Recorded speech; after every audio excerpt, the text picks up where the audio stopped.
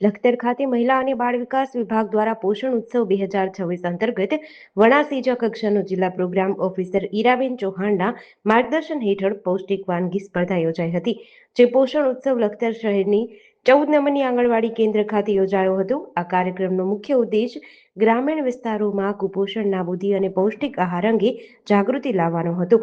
આ ઉત્સવમાં વણાસીજા હેઠળ આવતી 8 ગામોની આંગણવાડી કેન્દ્રના વર્કર અને હેલ્પર બહેનોએ ભાગ લીધો હતો। જે કાર્યક્રમમાં TA4 તથા મિલેટ્સમાંથી તૈયાર કરાયેલી લગભગ 40 વાનગીઓની હરીફાઈ યોજાઈ હતી, જેમાં TA4 તથા મિલેટ્સ બંનેમાંથી શ્રેષ્ઠ 3 વાનગીઓને ક્રમાંક આપ્યો હતો।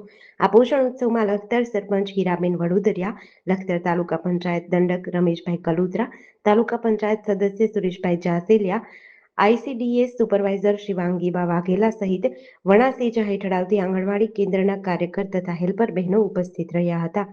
GDC ન્યૂઝ સાથે જયેન્દ્રસિંહ ઝાલા, લખતર।